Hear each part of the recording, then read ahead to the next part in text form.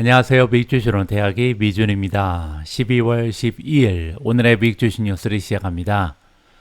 오늘도 변함없이 미국 주식 투자의 정석을 지키고 있는 미준에 오신 것을 환영합니다. 해마다 이쯤이 되면요, 저는 비슷한 생각을 하게 됩니다. 만약에 겨울철에 크리스마스가 없었다면, 연말이 없었다면 얼마나 삭막할까 이런 생각을 가끔 하거든요. 그만큼 저는 겨울철을 너무나 싫어하는데 그나마 이제 크리스마스도 있고 연말 연시가 있어서 기다리는 재미도 있는 것 같고요. 또 어제는 이 집 저 집에서 이제 주말에 같이 만나서 좀 연말 파티도 하고 하자 이런 초청도 받았습니다. 그래서 그나마 삭막했던 겨울이 조금은 따뜻해지는 느낌을 받을 수가 있는 것 같습니다. 여러분들도 이제 연말 연시 맞이해서 이런저런 모임 있으실 텐데 계획 잘 세우셔서 즐거운 연말 그리고 크리스마스 시즌을 맞이하시기 바랍니다. 자, 그러면 12월 10일 준비된 오늘의 미국 주식 뉴스 바로 시작합니다. 우리 같은 투자자 입장에서는 주식시장이 꾸준히 상승해 준다면 이 겨울을 따뜻하게 만드는데 많은 도움을 받을 수 있을 것 같습니다. 오늘도 어제 미국 증시의 시황부터 정리해 보도록 하겠습니다. 일단 500대 기업의 성적을 보시면요, 한눈에 딱 봐도 올라간 종목이 대부분이죠. 어제 굉장히 많은 종목들이 힘을 냈는데요. 안타깝게도 메가테크 기업들은 다 떨어졌습니다. 따라서 평균적인 시장의 수익률은 그렇게까지 높진 않겠구나, 이렇게 우리가 예상을 해볼 수가 있는데요. 실제로 3대 지수의 성적을 보시면 다우존스는 0.43% 올라갔고요. S&P 500은 0.39%, 그리고 마지막으로 나스닥은 0.2% 소폭으로 상승하는 데 그쳤습니다. 따라서 어제 시장을 정리를 해보면요, 많은 종목들이 올라가면서 마켓 브레스는 굉장히 좋았죠. 올라간 종목의 숫자는 굉장히 많았는데 결정적으로 메가테크 기업들이 많이 떨어지면서 이 시장의 평균 수익률은 그냥 그랬다. 하지만 굉장히 양호한 신호가 잡히고 있다, 이렇게 우리가 기대를 해볼 수가 있을 것 같습니다. 다음은 오래간만에 Fear and Greed 인덱스 공포 탐욕 지수를 살펴보도록 하겠습니다. 공포 탐욕 지수가 어느새 68까지 상승하면서 이제는 시장에 탐욕이 어느 정도 팽배하고 있다, 이렇게 우리가 정리를 해볼 수가 있는데요. 이 지수가 만약에 75를 넘어가게 되면 지나치게 시장이 뜨거워졌다, 따라서 조만간 단기적인 조정도 가능하다, 이렇게 우리가 예측을 해볼 수가 있겠죠. 실제로 제가 지금 스파이에 들어가서 모멘텀을 살펴보니까요, RSI 지수가 많이 상승했습니다. 가장 아래쪽으로 내려와서 우리가 Relative Strength 인덱스를 보시면요, RSI 지수가 72.09입니다. 따라서 스파이를 기준으로 봤을 때, 즉 S&P 500을 추종하는 ETF를 기준으로 봤을 때 시장은 지금 과매수되어 있는 상황이다, 이렇게 우리가 좀 예측을 해볼 수가 있는 거고요. QQQ도 한번 보도록 하겠습니다. 마찬가지로 모멘텀 페이지로 와서 가장 아래쪽을 보시면요, RSI 지수가 69.09입니다. 따라서 1%포인트 정도 올라가면 QQQ 역시도, 따라서 나스닥 100 역시도 이제 과매수 상태로 돌입한다. 따라서 시장은 지금 굉장히 뜨거운 상황이라는 것을 다시 한번 RSI 지수를 통해서 살펴볼 수 있었습니다. 이렇게 미국 증시의 분위기가 가열화되면서 이제 시장의 캐탈리스트에 따라서 변동성이 극심해질 가능성도 있는데요. 오늘 12월 12일 화요일에 미국 경제 캘린더를 보시면 굵직굵직한 이벤트가 많이 준비되어 있습니다. 일단 오늘은요, 연준의 FOMC 미팅이 시작되는 날입니다. 그 의미는요, 내일 우리가 FOMC 미팅이 끝나게 되고 연준의 금리 정책에 대한 업데이트를 살펴볼 수 있다. 따라서 시장이 크게 흔들릴 가능성이 있다, 우리가 예상해 볼 수가 있는 거고요. 오늘은 더 중요합니다. 8시 반에 CPI 소비자 물가 지수가 발표가 되거든요. 따라서 이번에 CPI가 어떻게 나오냐에 따라서 향후 연준의 금리 정책에 반영이 될 가능성이 높기 때문에 굉장히 중요한 경제 지표가 준비되어 있다, 이렇게 정리가 가능할 것 같습니다. 이번에는 4차 산업혁명 포트폴리오 관심 종목에 들어가 있는 성장주들의 성적을 살펴보도록 하겠습니다. 어제 주가 흐름이 가장 좋았던 종목은 AVGO, 브로드컴입니다. 브로드컴이 9%나 하루 만에 폭등을 해버렸거든요. 이 부분에 대해서는 조금 이따 제가 기사 하나를 보여드리고요. 다큐사인이 플러스 8.02, 애쉬 플러스 5.76, 추이 플러스 4.76, KLA가 플러스 4.64, 온세미 플러스 4.28, AMD 플러스 4.26, 니오 플러스 4.07, 마이크론 플러스 3.78, 몽고DB 플러스 3.56, G스케일러 플러스 3.36, 넥스트라 에너지가 3.16% 올라가면서 가장 추세가 도드라진 성장주의 이름을 올렸고요. 자, 브로드컴에 대해서 잠깐 설명을 드리면 어제 시티라는 투자 기관에서 브로드컴의 커버리지를 새롭게 시작했는데요. 처음으로 준 투자 등급이 바이, 매수 의견을 부여했습니다. 그러면서 이제 브로드컴의 주가가 9%나 급등할 수 있는 하나의 계기가 마련됐다. 이렇게 보시면 되고요. 최근에 브로드컴은 좋은 뉴스가 많이 발견됩니다. 지난주 목요일 같은 경우는 배당금을 발표했는데요. 5.25달러로 14%나 인상을 했습니다. 그러면서 이제 기존 주주 입장에서는 추가적으로 매수할 수 있는 하나의 이유가 생겼다. 이렇게 보시면 될 것 같고요. 이번에는 배당 카드를 잠깐 보여드리도록 하겠습니다. 많은 분들께서 이미 알고 계신 것처럼 브로드컴은요, 대표적인 배당주 중에 하나입니다. 반도체 주식 중에는 가장 높은 배당률을 자랑하는데요. 브로드컴 페이지에 와서 디비던드 배당을 클릭하시고 밑에 보시면요, 배당 그레이드가 나와 있습니다. 안정성, 성장성, 그리고 배당률, 마지막으로 변함없이 얼마나 지속적으로 배당을 지급하는가, 모든 등급에서 A+, 그리고 B+, B0를 받는 굉장히 좋은 등급을 차지하고 있고요.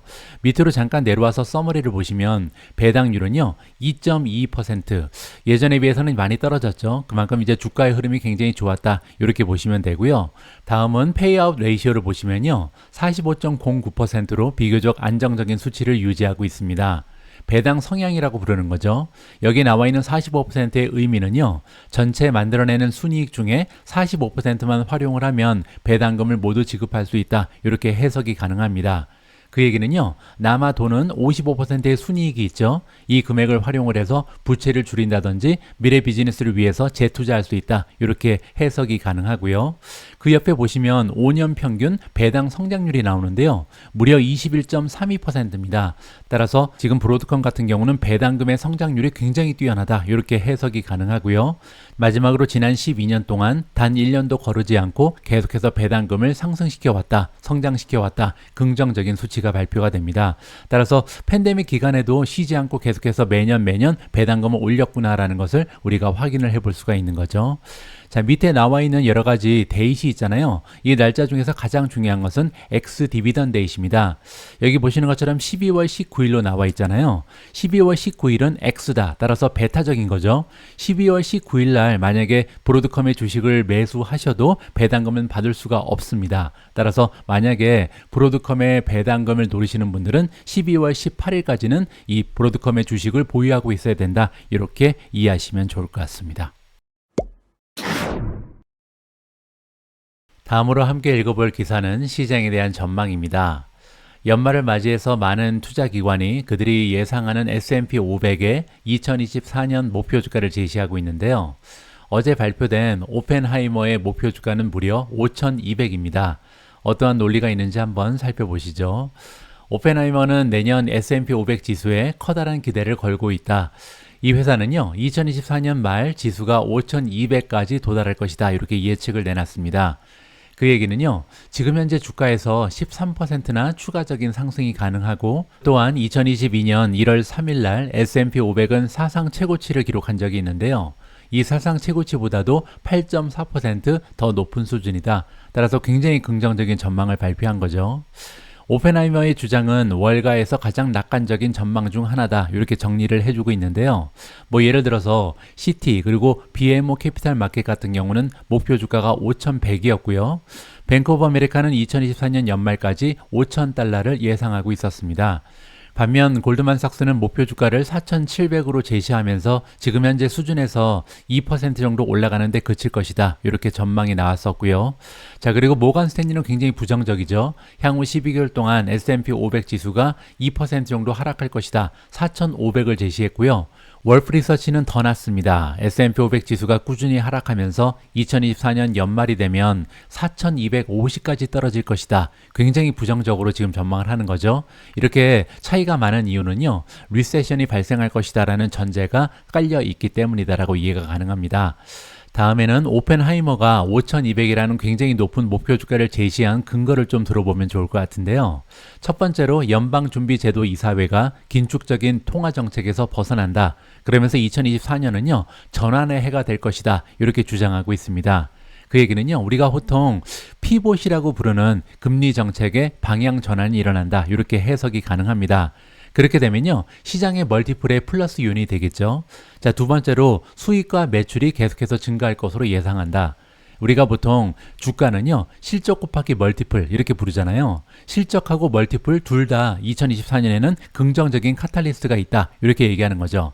일단 전환의 해 따라서 피봇이 일어나면서 멀티플은 유지되거나 아니면 상승할 수 있는 여지가 있다, 이렇게 생각하는 거고요. 두 번째로 실적이 올라갈 것이다, 따라서 긍정적인 S&P 500의 EPS가 예상이 된다, 이렇게 주장을 하는 겁니다.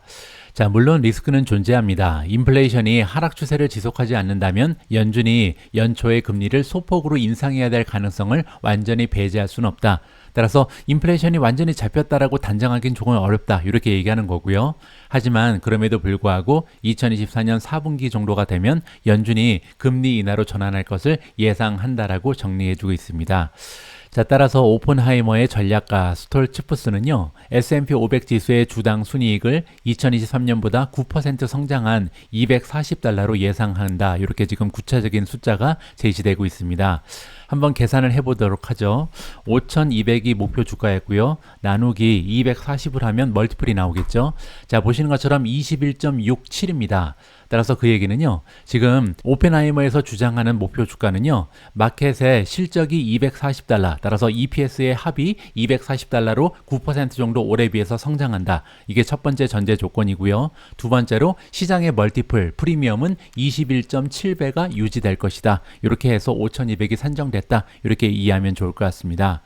자, 마지막으로 스틸츠푸스는요, 내년에 어떠한 분야에 투자하면 좋은지 여기에 대한 예상까지 공유를 해주고 있습니다. 기술주라든지 통신 서비스, 그리고 이미 소비재 같은 경기 순환적 주식이 내년에도 좋은 성과를 거둘 것이다, 이렇게 얘기를 하는데요.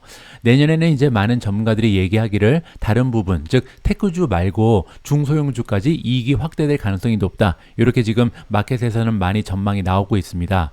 하지만 스폴츠푸스가 보기에는 올해 좋았던 기술주, 통신 서비스 계속해서 좋은 추세를 만들어낼 가능성이 높다. 따라서 메가테크 기업들은 더 달릴 수 있다, 이렇게 예상을 하는 거죠. 자, 어쨌든 오펜하이머의 이 긍정적인 전망은요, 한 가지 전제 조건이 있습니다. 일단 실적이 뒷받침이 돼야 되겠죠. 따라서 올해보다 9% 정도 기업들의 순이익이 향상해야 된다. 240달러까지 EPS의 총합이 올라가야 된다. 이 부분이 키포인트다. 이렇게 정리가 가능할 것 같습니다. 바로 앞에서 살펴본 오펜하이머의 미국 증시 전망에 따르면요, 내년 2024년 S&P 500 기업들이 만들어내는 EPS가 무려 9%나 추가적으로 성장할 것이다. 그렇게 되면서 시장은 5,200까지 상승할 수 있다는 긍정적인 전망을 제시하고 있습니다. 제 생각에는요, 내년에 기업들의 EPS가 9%나 성장하기 위해서는 인공지능의 역할이 굉장히 크지 않을까, 이렇게 조심스럽게 예측이 가능한데요. 그래서 지금부터는 인공지능 관련된 여러 가지 기사를 전달해 드리도록 하겠습니다. 첫 번째 인공지능 관련된 기사는 엔비디아 소식이고요. 엔비디아는 최근에 주가가 많이 떨어졌습니다. 왜냐하면 중국 시장에서 그들의 위치가 흔들릴 수 있다는 부정적인 분위기가 지금 시장에 만연해 있거든요. 그런 의미에서 이번 기사 제목은 의미가 있습니다. 엔비디아는 중국의 칩을 판매할 수 있고 판매할 것이며 그리고 판매해야 한다, 이러한 이야기를 했는데요. 누구 얘기냐면 미국의 상무부 장관의 목소리입니다. 무슨 이야기인지 한번 들어보시죠. 로이터 통신은 미국의 상무부 장관이 엔비디아는 상업적 목적으로 중국의 AI 칩을 판매할 수 있고 판매할 것이고 판매해야 한다, 이렇게 긍정적인 이야기를 했다라고 보도했습니다. 미국의 상무부 장관 이름은 지나 라이몬도입니다. 지나 라이몬드는 상무부가 중국에 판매할 수 있는 품목을 제한하는 규제 속에서 중국에 대한 AI 칩 판매에 대해서 엔비디아와 논의 중이다, 이렇게 이야기를 했습니다. 따라서 인공지능 칩이라 그래서 무조건 중국 수출이 막히는 것이 아니라 이번에 엔비디아랑 상무부가 잘 협의를 해서 어떤 칩은 규제가 되고 어떤 칩은 수출이 가능한지 잘 협상을 하겠다, 이런 식으로 우리가 이 메시지를 해석하면 좋을 것 같습니다. 또한 로이터 통신은 라이몬도 장관이 엔비디아가 중국에 대한 AI 칩 판매와 관련해서 옳은 일을 하기를 원한다, 이러한 얘기를 했는데요. 이 언급한 내용은 조금 애매합니다. 조금 더 기다려봐야 어떤 의미였는지 좀 명확해질 것 같고요. 자, 그리고 어제 월스트리트저널은요, 엔비디아가 중국에서 지금 인공지능 소프트웨어 개발을 위한 방대한 양의 데이터를 처리하는 데 필요한 인공지능 칩 시장의 90%를 점유한다. 이렇게 보도 내용이 나온 바가 있습니다. 따라서 지금 현재 엔비디아가 중국 시장을 만약에 포기하게 되면 너무나 타격이 심하다. 이렇게까지 우리가 좀 유출을 해볼 수가 있겠죠. 월스트리트저널은 또한 이 문제에 정통한 사람들을 인용을 해서 다음과 같은 정보도 공유를 했습니다. 텐센트 그리고 소규모 AI 회사들이 칩 제품 출시를 서두르고 더 많은 마케팅 방문을 조직하고 있다. 그리고 미국의 새로운 규제가 가장 진보된 칩에 영향을 미치지만 그럼에도 불구하고 여전히 중국의 고객사들이 엔비디아를 떠날 가능성이 높다. 이렇게 부정적인 전망을 제시했다라고 합니다. 따라서 아직까지는요, 엔비디아가 중국에서 어떠한 위치를 유지하게 될지 이 부분이 조금은 불확실하다라고 정리하는 것이 많을 것 같습니다. 그럼에도 불구하고 미국의 상무부 장관이 엔비디아는 중국에 계속해서 인공지능 칩을 판매할 수 있다. 이렇게 언급한 것은 긍정적으로 해석이 가능할 것 같습니다. 다음으로 준비된 기사 역시 인공지능 관련된 소식이고요. 모닝스타의 최고 전략가는 엔비디아 같은 뻔한 인공지능 주식 말고 추천할 수 있는 두 가지의 AI 종목, 수혜주를 우리한테 넌지시 알려주고 있습니다. 과연 모닝스타의 최고 전략가가 추천하는 두 개의 인공지능 수혜주는 어떤 종목인지 직접 한번 확인을 해보시죠. 올해 인공지능 투자자들이 많은 인공지능 관련 주식에 뛰어들면서 커다란 화두가 되고 있다. 특히 이제 엔비디아는요, 현재까지 200% 이상 급등을 했고요. 마이크로소프트는 약 56% 급상승했습니다. 하지만 그렇다고 해서 모든 인공지능 관련 주식이 지금 당장 매수하기에 너무 비싼 것은 아니다. 따라서 마이크로소프트, 엔비디아 말고도 투자 기회는 많이 있다. 이렇게 지금 얘기하고 있는 거죠. 모닝스타의 수석 미국 시장 전략가 데이브 세케라가 나오는데요. 이 전문가 의견에 따르면 현재 기술주에 대한 포지션을 비중 축소로 전환했다고 합니다. 따라서 전반적으로 기술주, 테크주들이 지나치게 많이 상승했다. 이렇게 보고 있는 것 같고요. 따라서 고평가된 주식에서 차익 실현을 할 때다. 이렇게 전망을 제시하고 있습니다. 하지만 그럼에도 불구하고 그는 투자자들이 고려할 수 있는 두 가지 인공지능 파생 기업에 대해 기회를 제시했다. 따라서 아직까지 투자 기회는 남아있다. 이렇게 얘기하는 거고요. 테크 섹터의 모든 종목이 고평가된 것은 아니다. 인공지능에 대한 명백한 종목들이 이미 상승했지만 인공지능에 대한 두 번째 파생 플레이로 간주되는 주식에서 기회를 볼 수 있다라고 주장하고 있습니다. 자, 그래서 세케라가 미국 주식 두 개를 언급했는데요. 첫 번째 기업은 IT 서비스 그리고 컨설팅 회사인 코그니전트 테크놀로지입니다. 자, 그리고 두 번째는 클라우드 데이터 웨어하우스 기업인 스노우플레이크. 이렇게 두 개의 기업이요, 인공지능 파생 상품 중에 가장 전망이 좋다. 이렇게 보시면 되고요. 세케라에 따르면 AI를 도입하려는 기업에 서비스를 제공하는 기업인 코그니전트는요, 모닝스타의 공정가치 추정치에 대비해서 24%에 거래되고 있다고 합니다. 따라서 상당히 많은 폭으로 저평가되어 있다. 이렇게 평가되는 거고요. 자, 세케라가 코그니전트를 추천하는 이유가 여기 설명되어 있는데요. 대부분의 기업이 자체적으로 AI를 구축하고 AI 모델을 학습시킬 수 있는 전문성이나 재정적 여력을 갖추지는 못했을 것이다. 그렇기 때문에 코그니전트 같은 이 아웃소싱에 맡겨야 한다라고 얘기합니다. 그 얘기는요, 이제 인공지능 시대가 본격적으로 도래하고 있고 수많은 중소형 기업들이요, 이제 AI 모델을 개발하고 구축하고 싶어 하는데 문제는 이러한 전문 인력을 갖추지 못한 곳이 굉장히 많다는 거죠. 따라서 컨설팅 회사에 맡겨야 되는데 코그니전트가 많은 수혜를 받을 수 있다. 이렇게 이야기를 하고 있습니다. 자, 두 번째로 스노우플레이크 관련해서도 모닝스타의 공정가치 추정치보다 약 18% 정도 할인된 가격에 거래되고 있다. 따라서 저평가되어 있다라고 얘기하고 있는 거고요. 장기적인 순풍을 맞이할 것이다. 따라서 앞으로 인공지능 시대가 본격화되면서 엄청난 데이터가 쏟아져 나올 거고요. 따라서 데이터 웨어하우스 기업인 스노우플레이크 역시 커다란 수혜주다. 이렇게 주장을 하고 있습니다. 데이터 센터 분야에서 스노우플레이크의 역할을 언급하면서 기업들이 인공지능 모델을 훈련시키기 위해서 데이터 측면에서 스노우플레이크가 필요할 것이다. 이렇게 주장을 합니다. 최근에 이 두 종목에 대해서 강세를 언급한 것은 모닝스타의 세케라뿐만이 아니라고 합니다. 10월 말에 시티는요, 코그니전트의 투자 의견을 중립에서 매수로 상향 조정한 적이 있고요. 목표 주가 역시도 70달러에서 80달러로 올렸습니다. 그리고 스노우플레이크 같은 경우는 11월 말에 바클레이즈가 목표 주가를 183에서 198달러로 상향 조정했다. 이렇게 알려주고 있습니다. 따라서 전반적으로 시장에서 이 두 종목에 대해서 인공지능 관련해서 긍정적인 평가가 나오고 있다. 이렇게 정리가 가능한 거죠. 이번에는 제가 시킹알파로 이동을 해서요. 요 세 가지의 주식을 좀 비교 분석하면 좋을 것 같습니다. 일단 YTD로 주가의 상승 추세를 보시면요. 일단 엔비디아는 올해 들어서 225% 넘게 폭등을 했고요. 코그니전트 같은 경우는 24.47% 올라가는 데 그쳤습니다. 스노우플레이크는 42.4% 연초에 비해서 주가가 올라가 있는 상황이고요. 다음에 레이팅을 보시면요. 일단 퀀투스코어 같은 경우는 세 종목 모두 보유 의견에 머물러 있습니다. 그 이유는 밑에서 확인이 가능하고요. 두 번째로 시킹알파에 연계되어 있는 주식 전문 블로거들, 애널리스트들의 평가를 보시면 홀드 그리고 스노우플레이크 혼자 바이 의견을 획득하고 있고요. 세 번째로 월가의 애널리스트들은 지금 엔비디아에 대해서는 강력 매수, 코그니전트는 홀드고요. 마지막으로 스노우플레이크에 관련해서는 매수 의견을 주고 있다. 이렇게 정리가 가능합니다. 자, 아까 퀀투스코어가 세 종목 모두 보유 의견에 머물렀다 이렇게 말씀드렸잖아요.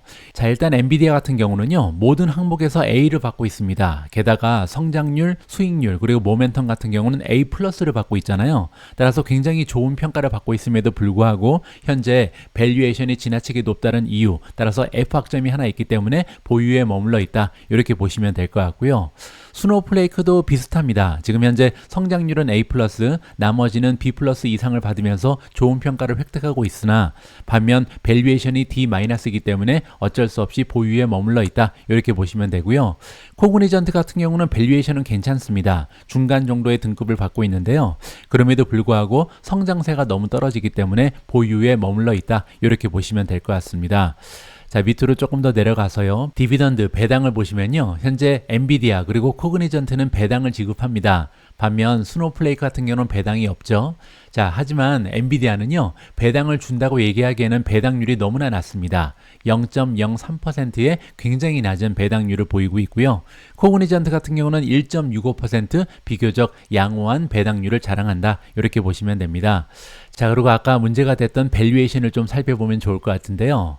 엔비디아 그리고 스노우플레이크 같은 경우는 두 종목 모두 밸류에이션이 너무 높아서 보유 의견에 머물러 있었잖아요. 자, 구체적인 수치를 보도록 하겠습니다. P 레이쇼를 포워드로 보시면요. 엔비디아는 지금 42.5, 따라서 향후 1년 동안 만들어낼 것으로 기대되는 순이익에 비해서 주가가 42.5배 올라가 있는 상황이다. 이렇게 보시면 되고요. 코그니전트 같은 경우는 16.9, 따라서 비교적 양호한 수치가 발견이 됩니다. 스노우플레이크 같은 경우는요, 아직까지는 갭으로 따지면 적자 기업이다. 이 부분에서 이제 점수를 많이 잃었다고 보시면 될 것 같고요. 두 번째로 PS 레이쇼를 좀 보면 좋을 것 같습니다. 프라이스 투 세일즈 레이쇼를 보시면요, 현재 엔비디아는 26배, 그리고 코그니전트는 1.8배밖에 되지 않습니다. 반면 스노우플레이크는 23.7배로 굉장히 높은 PS 레이쇼를 엔비디아와 함께 보이고 있다. 이렇게 정리가 가능하고요. 자, 이번에는 성장세입니다. 성장세는 아까 코그니전트가 굉장히 낮은 점수를 받았는데요. 직접 확인을 해보니까 매출의 성장률이 지난 1년 동안은 0.35%, 그리고 향후 1년 동안도 2.34%에 그칠 것이다. 굉장히 낮은 수치가 발견되고 있고요. 엔비디아 같은 경우는 지난 1년 동안 57%, 향후 1년 동안은 50%에 육박하는 굉장히 좋은 성장 추세가 유지될 것으로 나와 있습니다. 스노우플레이크는 40.8 그리고 43.91%라는 높은 수치가 발견이 되고 있고요. 자, 다음은 수익성을 보시면요. 가장 위에 있는 그로스 프로핏 마진, 총이익 마진을 보시면 엔비디아가 70% 가까이 되고요. 코그니전트는 35%, 그리고 스노우플레이크는요. 의외로 67.09%를 찍으면서 총이익 마진은 굉장히 높습니다. 하지만 밑에 나와 있는 넷 인컴 마진을 보시면요. 엔비디아는 42.1%, 코그니전트는 10.7, 그리고 스노우플레이크는 아직까지 마이너스 33%, 굉장히 좀 순이익을 플러스로 전환하기에는 어려운 상황이다. 이렇게 보실 수가 있고요. 하지만 긍정적인 부분 하나가 발견이 되는데 스노우플레이크 같은 경우는요. 프리 캐시 플로우 마진은 36.1%로 세 종목 중에 가장 높습니다. 따라서 이미 현금 흐름은 플러스로 돌아섰고 굉장히 좋은 현금 흐름 마진을 이미 만들어내고 있다. 이렇게 보시면 되겠죠. 자, 그리고 스노플레이크 관련해서 한 가지 더 긍정적인 모습을 보여드리면요. 바로 발란시트입니다. 자, 여기 토탈 캐시 그리고 부채가 나와 있는데요. 현금이 3.5 빌리언이나 되는 기업이 바로 스노플레이크죠. 그런데 전체적인 뎃, 부채는요. 286.38 밀리언에 불과합니다. 따라서 그 얘기는요. 거의 부채가 없는 기업이다. 현금이 넘쳐나는 기업이다. 이렇게 정리가 가능하겠죠. 자, 엔비디아도 괜찮죠. 18.28 빌리언의 현금을 보유하고 있으면서 부채보다 오히려 현금의 규모가 더 크다. 그리고 코그니전트 역시도 부채에 비해서 현금의 보유량이 더 뛰어나다. 따라서 세 종목 모두 건강한 재무제표를 가지고 있다. 이렇게 정리가 가능할 것 같습니다. 다음 기사에도 인공지능 관련주가 등장합니다. 미준 탑 12에도 소속돼 있는 슈퍼 마이크로 컴퓨터 관련된 뉴스고요. 이번에 서스케이나에서 슈퍼 마이크로에 대한 투자 등급을 하향 조정했다는 굉장히 좋지 않은 소식이 보도되고 있습니다. 구체적인 내용을 한번 읽어봐야겠죠. 슈퍼 마이크로 컴퓨터의 주가는요, 월요일 날 서스케이나라는 투자 기관에서 이 주식에 대한 평가를 원래 중립이었는데 이번에 부정적, 즉 매도로 하향 조정했고요. 또 한 가지 목표 주가는 원래 240이었는데 160으로 굉장히 큰 폭으로 하향 조정했습니다. 자, 그러면서 설명을 해주고 있는데요. 그 이유는 뭐냐면 마진 압력이 심화되고 있다. 자, 이렇게 두 가지의 악재가 겹치면서 3.8% 주가가 하락하는 계기가 됐다. 이렇게 정리가 가능합니다. 서스케이나의 애널리스트들이 얘기하기를 경쟁이 심화되고 있다. 이게 첫 번째 악재고요. 두 번째로 메모리 그리고 스토리지 비용이 상승한다. 따라서 결론적으로 총 마진의 압력 증가를 반영했기 때문에 주당 순이익 추정치를 낮출 수밖에 없다. 이렇게 이야기하고 있습니다. 자, 보다 구체적인 설명을 좀 들어봐야 할 것 같은데요. 일단 서스케이나가 얘기하기를 AI 애플리케이션을 포함한 서버 아키텍처가 다양화되고 있다. 이 얘기는 뭐냐면요. 이 서버를 제공하는 기업이 슈퍼 마이크로인데 인공지능이 활용되는 분야가 너무나 많고 여러 가지 아키텍처를 기반으로 개발되고 있기 때문에 서버의 종류도 너무나 많이 필요하다. 이렇게 얘기합니다. 자, 이게 왜 문제가 되냐면요. 각 구성에 대한 SKU 수가 증가하고 있다. SKU는 뭐냐면요. 스톡 키핑 유닛의 약자입니다. 따라서 여러 가지 재고의 종류가 너무나 많아졌다라고 얘기하는 거죠. 그렇게 되면 재고가 더 많이 필요하게 될 것이다. 재고가 늘어나면요. 비용이 증가합니다. 관리 비용이 굉장히 많이 필요하죠. 따라서 결론적으로 비용이 증가하면서 마진이 감소할 가능성이 높다. 이렇게 보면 되고요. 자, 또 한 가지 이유를 제시하고 있는데요. 이번에 EPS의 전망치를 하향 조정한 이유는 12월 1일 주식자금 조달로 인해서 3%의 희석 효과가 나왔기 때문이다. 이러한 의견을 애널리스트들이 덧붙였다고 합니다.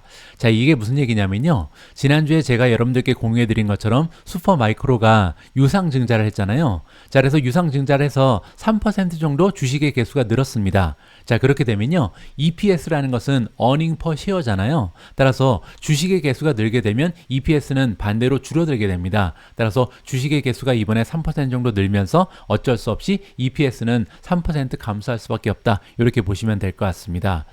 자, 서스케이나의 애널리스트들은 AI 서버를 포함한 차세대 서버 아키텍처의 대량 커스터마이징을 가능하게 하는 슈퍼마이크로의 전략을 인정하긴 한다. 따라서 슈퍼마이크로의 강점이 뭐였냐면요. 굉장히 다양한 종류의 서버를 만드는 데 있어서 블록을 사용합니다. 그 얘기는요. 이 인공지능이 계속 발전하면서 추가적으로 서버도 진화를 해야 되는데 이게 굉장히 용이하다. 따라서 맞는 전략을 구사하고 있다. 이렇게 칭찬해주고 있는 거죠.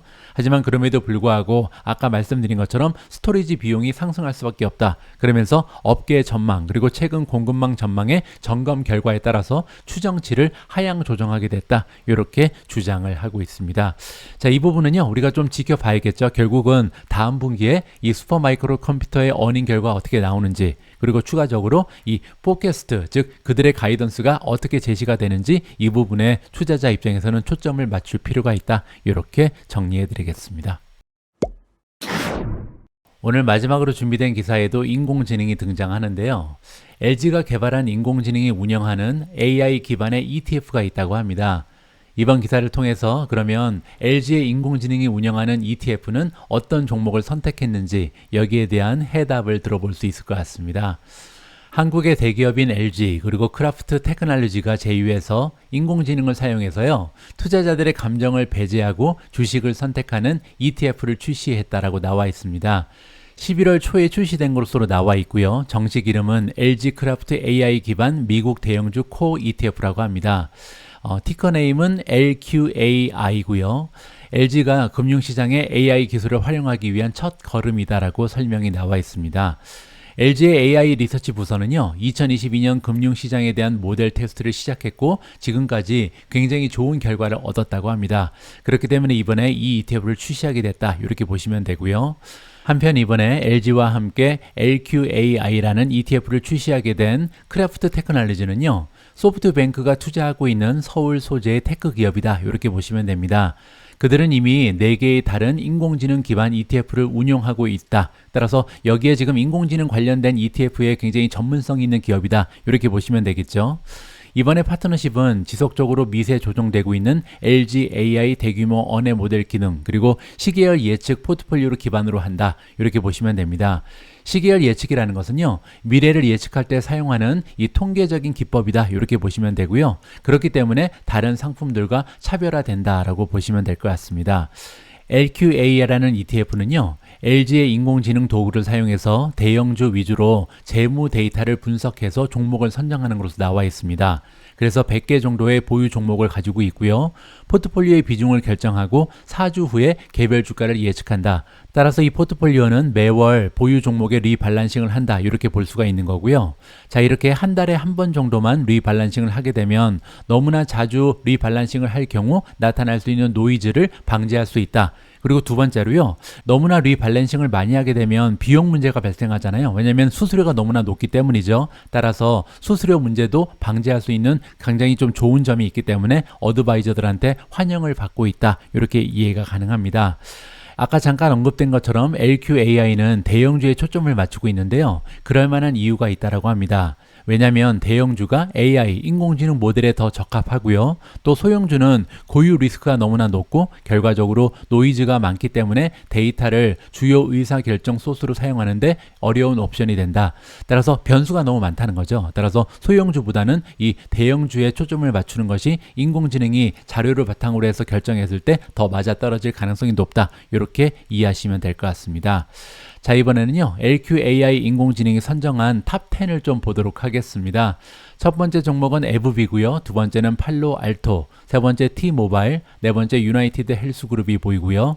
다섯 번째 알파벳, 테슬라도 들어가 있습니다. 쉐브론, 그리고 퀄컴, 엑손모빌, 마지막으로 JP모간이 보이는데요.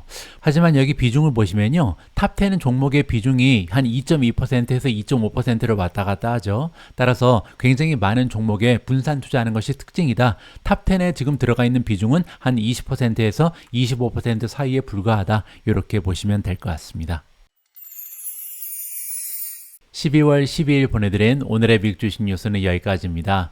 오늘 방송이 여러분들 투자 활동에 작은아마 도움이 됐다면 여러분들의 소중한 댓글 그리고 좋아요 부탁드리고요. 아직도 미주는 구독하지 않으신 분들은 구독 버튼도 아울러서 꼭 부탁드립니다. 내일도 미주는 계속됩니다. 다양한 기사 모아서 다시 인사드리겠습니다. 우리 모두가 미국 주식 투자로 은퇴하는 그날까지 다 함께 화이팅입니다. 행복한 하루 되세요. 감사합니다.